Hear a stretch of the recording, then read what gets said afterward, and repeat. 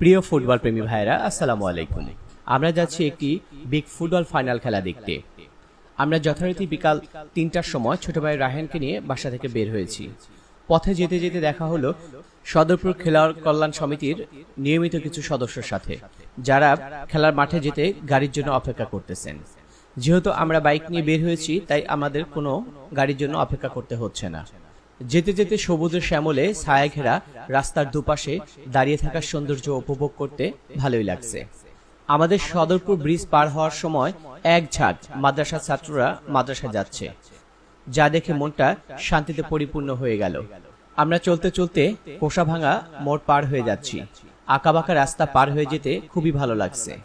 বৃষ্টি স্নাত গাছের সবুজ ডালপালা আরো অনেক বেশি সবুজ মনে হচ্ছে। এরই মধ্যে আমরা দেখতে দেখতে দরগা বাজার চলে আসলাম। গাড়িটি একটি দোকানের সামনে ডিভাইস লক করে রাখলাম।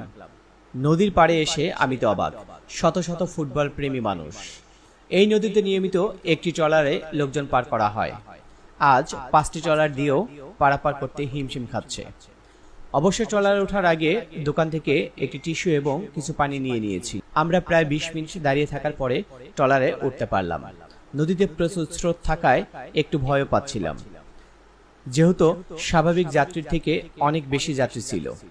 মরহুম বাদশা মিয়া স্মৃতি ফুটবল টুর্নামেন্ট 2025 আজকের ফাইনাল খেলায় আমাদের সদরপুর খেলোয়াড় কল্যাণ সমিতি এবং 4 তারকা প্রবাসী একাদশ ফাইনাল ম্যাচে মুখোমুখি হচ্ছে।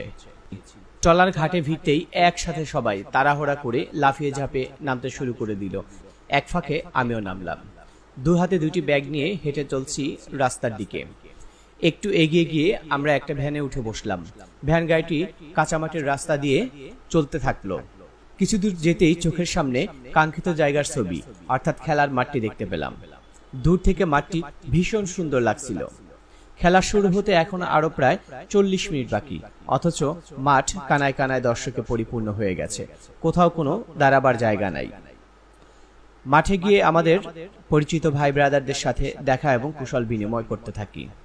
খেলা শুরু হওয়ার আগেই খেলোয়াড়রা যার যার মতো করে শরীর ফিট করে নেওয়ার চেষ্টা করছে।